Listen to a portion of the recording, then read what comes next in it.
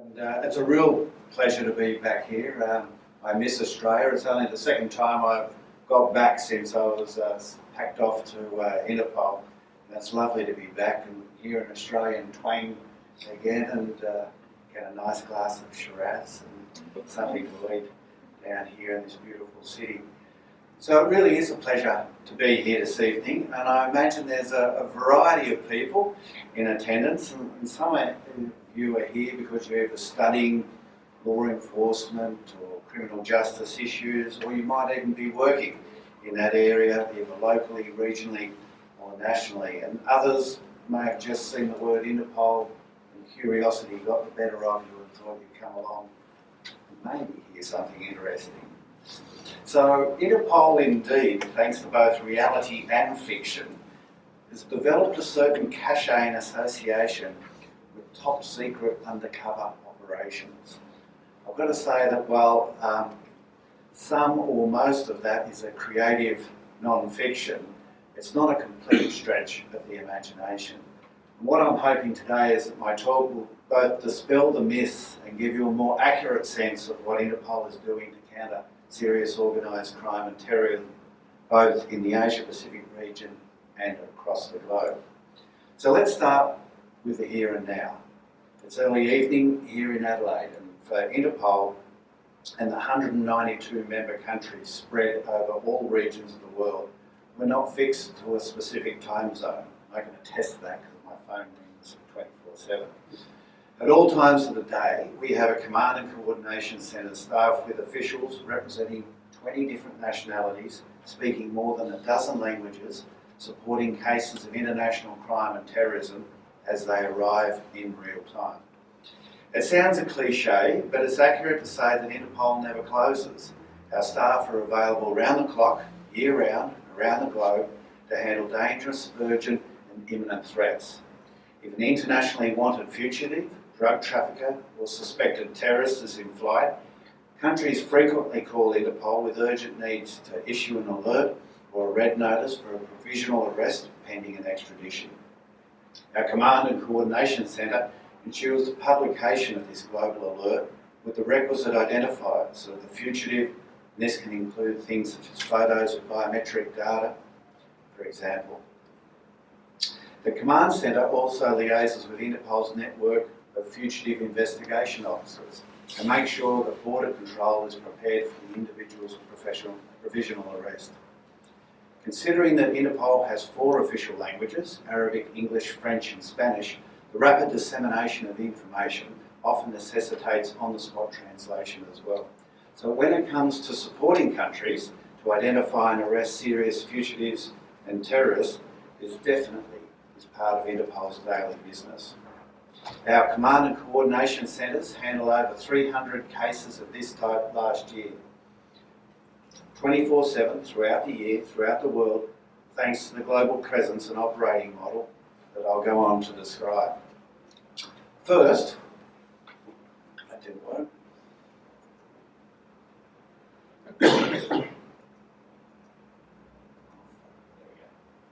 First, our global presence and structure.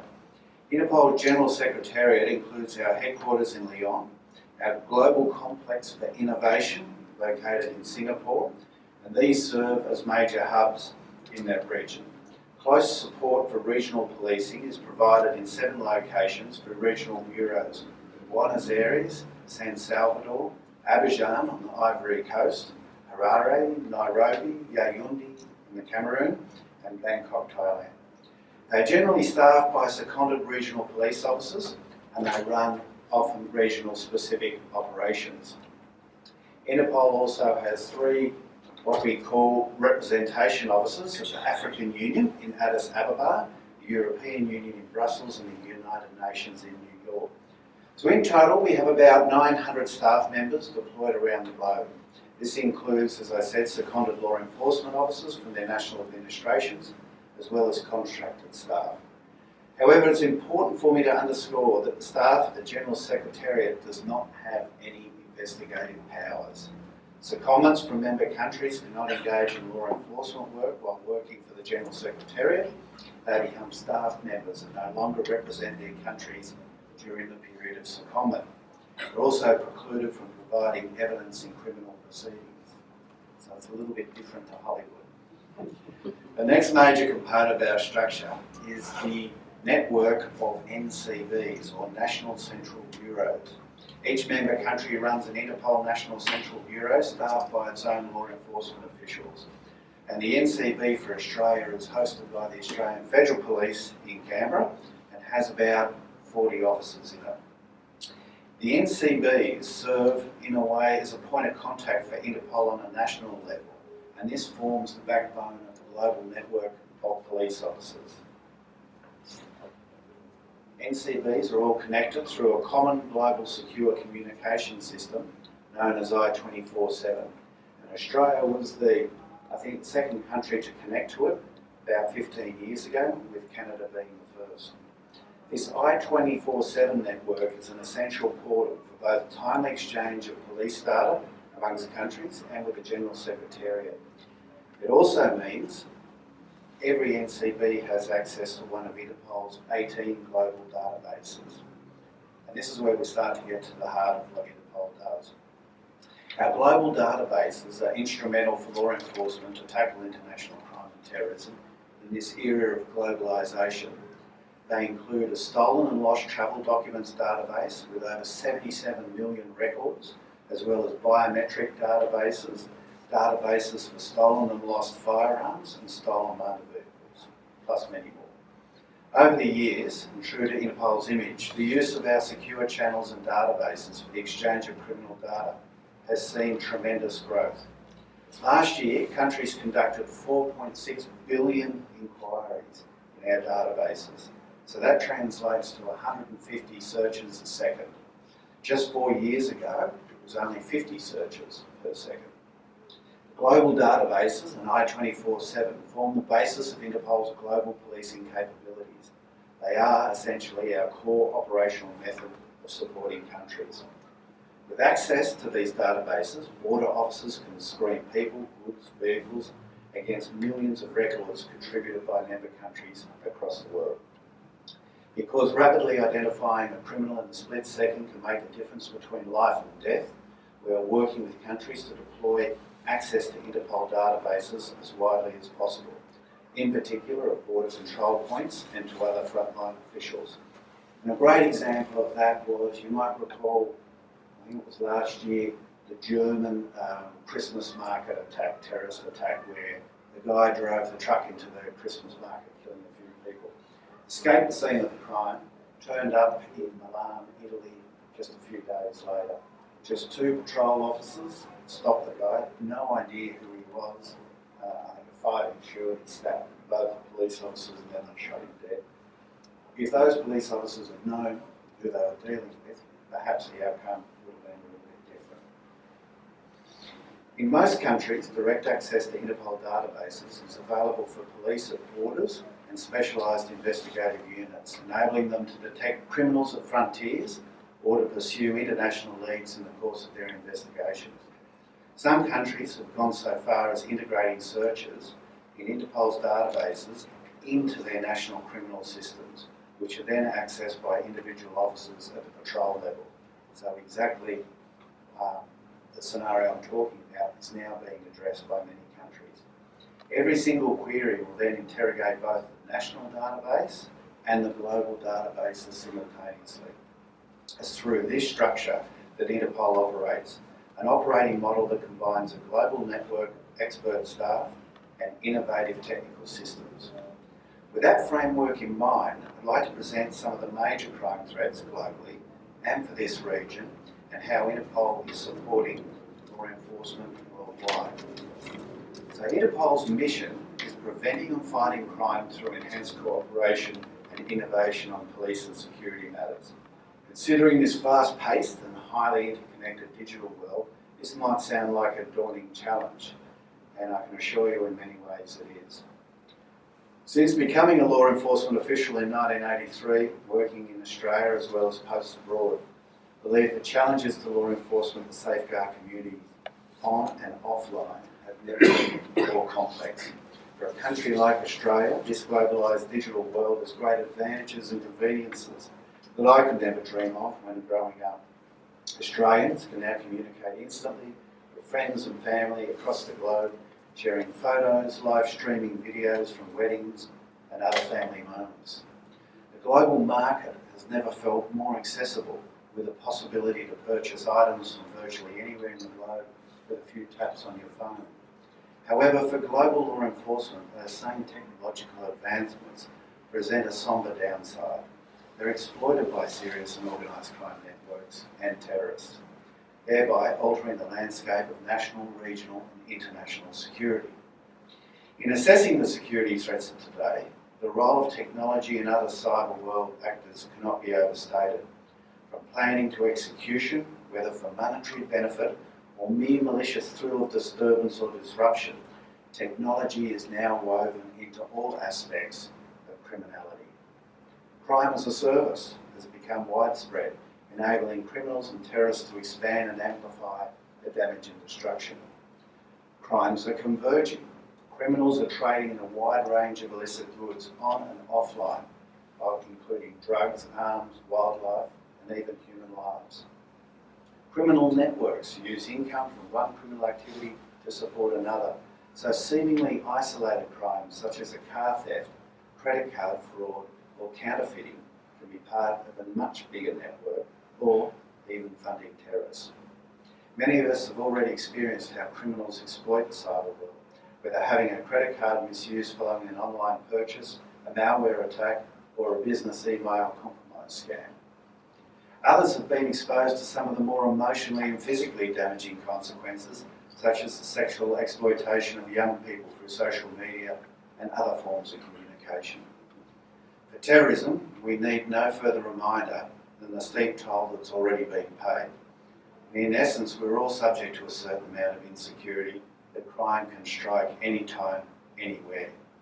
With hybrid crimes committed both on and offline, how do we safeguard the citizens while allowing them to benefit from the offerings of technology?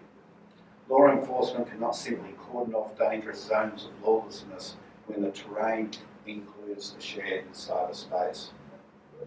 This is where Interpol's neutral and global platform for international police cooperation comes to the forefront.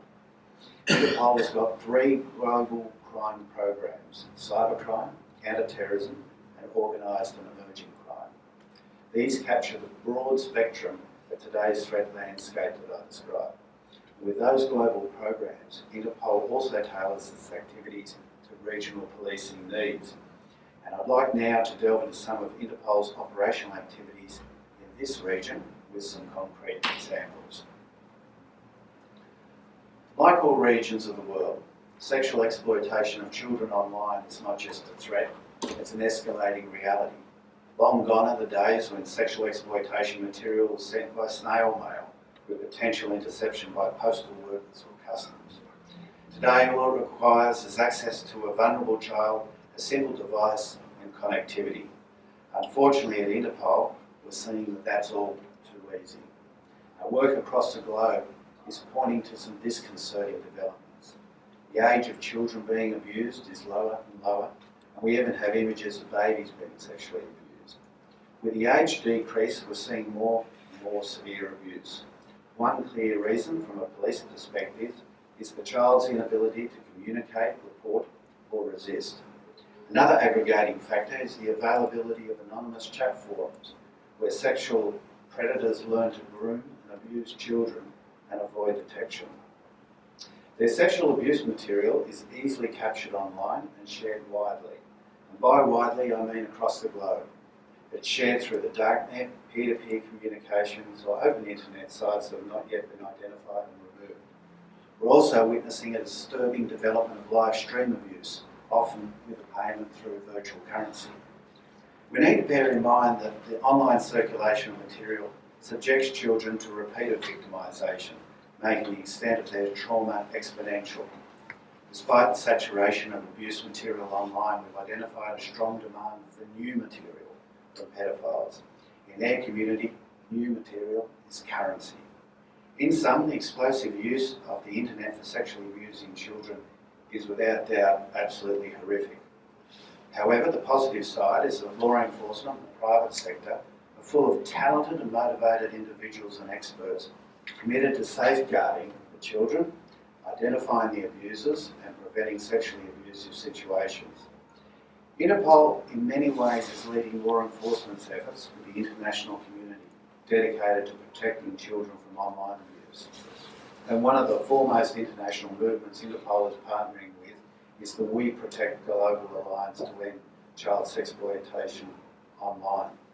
The We Protect Global Alliance is a multi-sector membership that includes major international organisations, the global technology industry, civil society organisations and selected countries. All members bring a complementary expertise and a unified mission, putting an end to online child exploitation. And considering the tremendous variances in awareness and capacity in countries, the We Protect Global Alliance developed a model national response. The model national response outlines best practices for countries in developing a strategy to combat online child abuse by identifying the key capabilities needed to prevent the threat, pursue the offenders, support the victims, and prepare interventions on part of a holistic and comprehensive response. One of the key capabilities in the model national response is Interpol's ICSA database, the International Child Sexual Exploitation Database, which is an integral pillar to an effective criminal justice strategy and action plan. The ICSA database contains hundreds of thousands of media files, child abuse images, including photos and videos. 54 countries, including Australia, are connected to this database and form a global network of victim identification investigators. We're using some of the best technology available and partnering with industry to identify victims and perpetrators. For example, we've integrated Microsoft's photo DNA technology into the database to make links across media files and assist investigations. Photo DNA calculates the distinct characteristics of a digital image, creating a unique signature known as a hash. This can then be compared with hashes of other images to efficiently and reliably find matching signatures. A particularly strong feature of this software is its capacity to find images even if they've been changed, making it possible to find many more matches than with a classic hash. While technology's value is indisputable, we've also skilled human investigators to support our work. This includes a multilingual, multinational team at Interpol's headquarters in Lyon, as well as staff in our other offices around the world, including Bangkok and Singapore in this region. Child abuse images are crime scenes, and our experts look for all indicators to determine the location of the abuse as critical evidence. To give you an idea of the impact, since the launch of the database in 2002, over 14,000 children victims have been identified and 6,000 perpetrators. While this is an important number, it's clearly only the tip of the iceberg.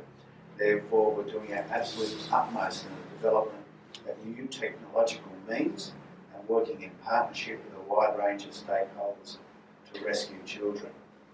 As part of our commitment, we recently introduced a new version of ICSA. The new features will facilitate interconnection between national databases and ICSA and enable bulk uploads of media files. We're also looking into the use of first-generation artificial intelligence to assist in the rapid triage and categorisation of massive amounts of child abuse material. These innovations will allow investigators to analyse greater amounts of material more quickly. More material shared in our database, and with our international network of victim identification experts, it's expected to lead to more arrests of pedophiles and more children rescued from abuse. To illustrate some excellent work being done, I can point to a case from this region where a few years ago, investigators from Australia located child abuse material and uploaded it into the ICSA database. Using analysis of the child's school uniform and sound data enabled victim identification specialists to identify Japan as the probable location of the abuse. Interpol contacted the police in Japan, who determined the crime took place in Kyoto. Police in Kyoto immediately launched a citywide investigation which identified the child and led to the child's rescue and the arrest of the suspected abuser. Interviews with the victim triggered further inquiry series identifying and dismantling the network, which engaged in the sexual abuse of nearly 50 boys aged just 7 to 15. The ringleader was found guilty in charges including child prostitution and forcible indecency and was sentenced to 8 years imprisonment. This arrest was made possible because we linked technology with human skill and a network of experts. That in many ways is a basic formula for all of Interpol's operational interventions. Unfortunately, technology in particular, end-to-end encryption, is enabling child predators to groom, abuse children and disseminate it more quickly across the globe. The prevalence of end-to-end encryption on popular social media platforms unfortunately is also used by terrorists to radicalise, recruit and seamlessly carry out attacks across the globe. And this leads me into the second major crime threat I'd like to address tonight, global terrorism. Earlier this year, Malcolm Turnbull announced the signing of a Memorandum of Understanding with the Southeast Asian nations known as ASEAN to share intelligence and cooperate on lawmaking and counter extremism on social media. Such agreements underscore the tremendous importance of multilateral cooperation in addressing major security threats of today. Digital connectivity and accelerated secure communication channels have reduced geographical distances to near irrelevance for criminals and terrorists. In parallel, law enforcement needs to act in unison, cutting across national and regional boundaries, and herein lies one of Interpol's greatest strengths. Therefore, to support countries to prevent and respond to terrorism, Interpol has developed a global strategy with 5 action streams. Number 1, and it's the main mission of Interpol around terrorism, is the identification of members of terrorist networks and their affiliates through the main factors enabling these activities. And we've identified the 4 main areas as travel and mobility, their online presence, their access to weapons and materials, and lastly the financing of terrorism. And within the context of foreign fighters, we've developed a very robust response, in particular to the threat of foreign terrorist fighters. Foreign terrorist fighters are often relatively young people, lured from communities worldwide to travel to conflict zones in the Middle East to join terrorist groups operating formerly primarily in Iraq and Syria, but increasingly in locations like Libya and the Sahel, and more recently, as you all know, in Marawi and the Philippines. These individuals often use fraudulent identity documents to reach their destinations undetected. Those who return to their countries of origin pose a particular security risk, as they can exploit the military skills they have learned abroad to carry out attacks in their home territories. Identifying foreign terrorist fighters and preventing them from crossing borders requires close cooperation. To support countries, we've developed a comprehensive operating model. The fundamental element of our model is information. This means information on terrorist identities, shared with Interpol and registered in our global databases. Information on suspected and known terrorists and foreign terrorist fighters can be shared with other member countries through several means, but the most well-known of those is the Interpol Red Notice. The Red Notice is a request circulated by a requesting country to all Interpol member countries and contains critical identifiers, ideally a photo and also biometric information. Interpol publishes public Red Notices available on our public website, as well as law enforcement only versions. There are about 13,500 public notices, of which nearly 7,000 are red notices, and a similar amount for what we call yellow notices. They're ones for missing persons. Countries that prefer not to share information can restrict the circulation of their material and send alerts in the form of Interpol diffusions to selected member countries. We now have over 43,000 notices and diffusions on foreign terrorist fighters available for law enforcement through our databases. As a point of reference, just 3 years ago, we had under 1,000 profiles. So what's made the difference? First, countries have started to see the tremendous threat of foreign terrorist fighters and the need to gather and share information more fully amongst fellow law enforcement. Next, we received a recognition at one of the highest levels. In 2014, the United Nations Security Council Resolution 2178 acknowledged Interpol's role in countering the threat of foreign terrorist fighters, including through the use of Interpol's secure communication channels, as well as our notices and databases. We continue our efforts to encourage and support countries to gather and share this information with their law enforcement counterparts. And as you can imagine, with a global membership of 192 member countries, there are vastly varying levels of capacity and resources. And of course, some countries that potentially have the most important information, because they're in a zone of conflict or bordering a zone of conflict, are often the ones that have the least resources to collect and share that information. Interpol, therefore, works in identified hotspots with member countries. We provide practical hands-on training to support the collection of biometrics. We furnish the requisite equipment and coordinate cross-border operations for concrete operational outcomes and sustainability. So let me give you a quick example. This is Operation Red Lotus. And in May, Interpol, together with Indonesia, Myanmar and the Philippines, completed a border security operation targeting the movement of criminals and terrorist suspects in Southeast Asia.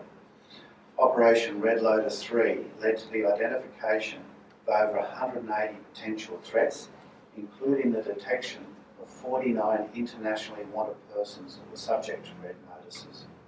4 fugitives wanted on murder and fraud charges were arrested during this operation. The results of this operation demonstrate the absolute critical importance of implementing strong measures at national borders, which include extending the Interpol I-24/7 network and its global databases. For example, thanks to checks on Interpol's stolen and lost travel documents database, 2 Mexican passports that were stolen in blank were detected. So stolen in blank generally indicates a mass theft of passports from an administrative site. They're readily forged and sold for illegal means. When officers on the front lines have access to critical information at their fingertips, though, they can quickly react to these potential threats, thereby increasing national, regional and international security. This is one of about 40 regional or global operations coordinated by Interpol this year, both on and offline. And I think we're scheduled to have about 65 operations this year. They include a range of crime types tailored to needs expressed by countries and regions. For example, drugs continue to be popular and profitable business for international criminal syndicates. As a result, a core activity for Interpol in all regions. Last year, Interpol coordinated 2 major transnational operations with a particular focus on trafficking routes in this region. Codenamed Operation Lionfish, we brought together more than 7,000 police and customs officers from across 23 countries, including Australia. The countries' coordinated actions revealed a network of West African and Asian organised crime groups behind trafficking in methamphetamines, one of the most smuggled drugs in the region. Seizures of methamphetamine occurred in nearly all participating countries, including the widespread trafficking of the drug domestically. The large-scale trafficking of opium and heroin proved particularly prevalent across Southwest Asia and the Middle East, with opium accounting for the largest volume of seizures. And those of you who would have seen the most recent UN ODC report showed that opium production in the Golden Crescent area is at record levels, never been higher, just to add to our challenges. According to intelligence gathered, most of this would have likely been processed in morphine and heroin by the criminal networks involved. And I think in that operation about 55 tonnes of drugs were seized, most of that opium, so it's a fair amount. But as you see on the photo on the screen, a new method of concealment used by organised crime groups was also detected. Authorities in the United Arab Emirates identified an increasing trend of liquid cocaine being trafficked. Smugglers swallow condoms packed with liquid cocaine, but unlike other drugs, this type of concealment is harder to detect by traditional X-ray or computer tomography imagery. It's interesting to note that although this operation was first and foremost targeting drug trafficking, officials also seized nearly 1.5 tonnes of ivory and 13 rhino horns. And those wildlife seizures are indicative of the increased convergences that we see in organised crime, with criminal networks using the same international trafficking routes for different forms of illicit trade. Notably, we're seeing criminal convergences in the mushrooming domain of environmental crime, which often occurs in tandem with other offences such as passport fraud, corruption and money laundering. So not long ago, environmental crime was considered somewhat of a fringe or boutique crime type. Nowadays, environmental security is high on the agenda of many countries. Interpol has a robust set of initiatives that cover an array of environmental crimes, many with implications for this region, such as wildlife crime, illegal logging and illegal fishing.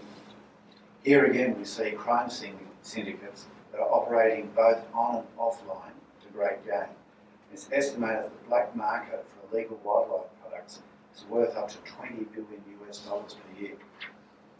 Criminals are exploiting the darknet to sell illicit wildlife products from critically endangered species such as rhino horn, elephant ivory, tiger parts and products. Interpol's developed a transcontinental approach to target and disrupt organised criminal networks that traffic in this wildlife and associated crimes across the supply chain, with a particular focus on the criminal links between Africa and Asia. Traffickers are taking advantage of the lack of control of the supply chain to conceal wildlife parts in trade, transportation and shipment, and benefit greatly from the use of the internet to avoid traditional law enforcement oversight. This is why collaboration with the private sector is essential. The private sector is well placed to observe and identify transnational illicit activities occurring on their online platforms. However, traceability across supply chains becomes harder as technology becomes easier for criminals to master. Enforcement in the online trade is still in its infancy and presents new challenges. Some internet companies face difficulty enforcing policies against the sale of illegal ivory, for example. Generally, there's also a lack of national legislation regarding the online trade of illegal ivory and other illicit wildlife products across the globe. This produces a strongly profit-driven illicit market with little risk of detection or prosecution. And as with other crimes I've described, encryption, closed-off private groups, cryptocurrencies and darknet forums are all being exploited by shrewd criminals. Yet even on the regular internet, it's common to find endangered species for sale. And it's clear that online trading is a growing threat as a risk area in the illegal wildlife trade. Therefore, it's essential we undertake activities with a strategic, intelligence-led, targeted approach and to focus on the transnational criminal networks behind those activities. Interpol has a distinct advantage of being able to strengthen cooperation across the transcontinental supply chain. Our operational activities leverage our neutral role to build bridges with important stakeholders. Our network in wildlife crime, just like that for drugs and other illicit goods, include important partners like the World Customs Organisation. Customs and police have different yet complementary mandates, and by working together we help seal potential security gaps that criminals might seek to exploit while crossing borders. We recently cooperated with the World Customs Organisation under the umbrella of the ICCWC, the International Consortium on Combating Wildlife Crime, carried out a major multi-country operation. This targeted both illegal trade in wildlife as well as timber. The month-long operation, codenamed Thunderstorm, brought together police and customs and environment, wildlife and forestry agencies from 92 countries and resulted in millions of dollars worth of seizures. Operation Thunderstorm was another excellent example of Interpol's global role in supporting countries in international organised crime and underscores the importance of working with a network of stakeholders and in close cooperations with the countries themselves, who ultimately are authorised to make the seizures and the arrests. And although the compilations of seizures are ongoing, I can already give you an idea of the scope and photos of some of the seizures on the screen. But 1.3 tonnes of raw and processed elephant ivory, 43 tonnes of wild meat, including bears, elephants, crocodiles, whales and zebras, 27,000 reptiles, 4,000 birds, a huge amount of wood and timber, 48 live primates, 14 big cats, and the carcasses of 7 bears, including 2 polar bears. So Thunderstorm illustrates not just the diversity of illicit global wildlife trade, but also the inventiveness of the criminals. Just take the case where the Canadian authorities intercepted a container holding 18 tonnes of eel meat arriving from Asia. Believed to be poached from Europe, the juvenile glass eels have been reared in Asia before being dispatched to the North American market for consumption. Another area of environmental crime I'd like to describe is fisheries, which have been suffering increasingly from illegal exploitation. This not just undermines the sustainability of marine living resources, but also has a strong impact on the economic, social and political stability of coastal states. Fishery crime is an umbrella term to describe crime in the entire fisheries sector, from harvest to processing through supply chain all the way to food fraud at the consumer level. Evidence emerges regularly of other illegal activities in the fisheries sector, such as violations of customs regulations, tax fraud, forced labour and food labelling fraud. All are exploited by perpetrators to maximise profits from the capture of and global trade in fisheries products, and increasingly marine species protected by national or international law. Crews are often subjected to forced labour along with other forms of abuse, including physical and sexual abuse, coercion, and a disregard for safety and working conditions. Forced labour can also occur in fish processing facilities. So Interpol looks at all types of illegal and criminal activity which facilitate or accompany illegal fishing, but reach beyond the traditional definition of illegal fishing.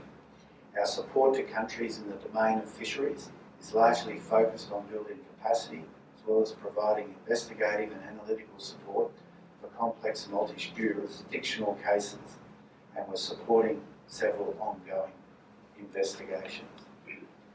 Ladies and gentlemen, I think you'll agree that from fisheries to child sexual exploitation online, terrorism, drugs, wildlife crime is an incredibly wide spectrum of crime types to tackle, much less on a global scale.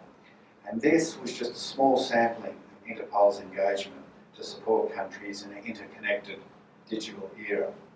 So what's on the horizon? Are we prepared? For about a century, Interpol has fostered international police cooperation. Each era has brought its own set of challenges.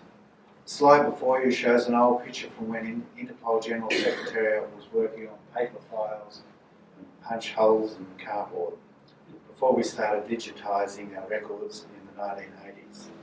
Throughout the years, Interpol has seen tremendous changes in international crime, particularly with the advent of the internet. The digital era has greatly impacted the volume and the velocity of our daily work. One thing is certain though, criminality will perpetually evolve, and with innovative technology, new vulnerabilities will be tested and exposed. Opportunities for crime and terrorism are expanding in this digital era. But it's not all bleak, in fact far from it. Law enforcement can stay ahead of criminals and terrorists by being attuned to the risks associated with the latest technology and use innovation as our shield and sword. And I'm glad to say we already are. As I said at the outset, Interpol's mission is preventing and fighting crime through enhanced cooperation and innovation on police and security matters. We do it through developing the systems I've described, including databases, secure communication platforms. We're mindful to use cost-effective, agile technologies that we can adapt to all member countries. Cost-effective is important because all countries, even with the most limited resources, need to have access in order to gather and communicate with their counterparts across the globe. Smartphones and tablets may be exploited as portals to crime and terrorism, but Interpol is countering by developing technology that puts actionable police data at the fingertips of law enforcement. Our informal IT motto is to provide police access to quality data anytime, anywhere, on any device. This means the deployment of applications available on mobile devices both on and offline. It means streamlining systems so police don't need to check multiple databases. Earlier, I referred to our artificial intelligence for the categorisation of child abuse material. We're also using artificial intelligence in a few other areas. For example, INTERPOL provides secure, accurate and free of charge translation services to our member countries so that they can communicate in all four official Interpol languages, Arabic, English, French and Spanish, and will soon provide translations in Chinese, Russian, German, Portuguese and even more languages in the coming years. We're also making use of artificial intelligence to create links amongst messages exchanged between law enforcement officials through our secure channels. Considering that last year there were 28 million exchanges in our Interpol systems, this innovation will consolidate massive amounts of data and ensure it gets to the right officers at the right time. When speaking of innovation, it would be remiss of me if I didn't include the tremendous possibilities that biometrics hold for us in the future. Facial recognition is an important and rapidly evolving biometric science which opens up new opportunities for accurately identifying individuals and solving crimes. Considering the proliferation of falsified travel documents or even challenges of transliteration of nominal data, biometrics are fundamental to effective security measures. Interpol launched its facial recognition database less than 2 years ago, and already we have over 51,000 quality profiles from 148 countries. You may wonder how Interpol can keep our finger on the pulse of the latest technologies and innovation. At Interpol, we have a dedicated innovation centre that operates out of the global complex in Singapore. And the Innovation Centre brings together experts from a wide range of public, private, government sectors to research, develop and implement dynamic issues and solutions on policing issues.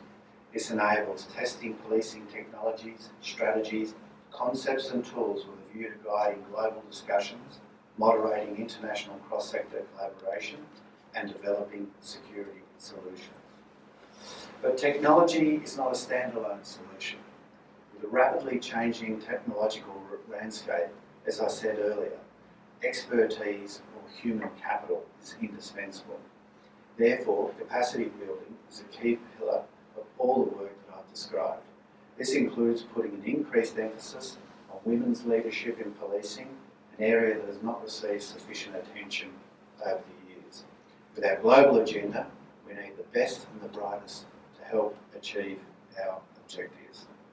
Ladies and gentlemen, I'd like to close. It says here with a true life photo. I don't know what that means, but it's a photo nonetheless, of the Interpol General Secretariat in Lyon. We might not be all that Hollywood has made us out to be, but I hope you see the operational role that Interpol and its member countries do play in this very dynamic area. And with that, I think that's probably enough from me.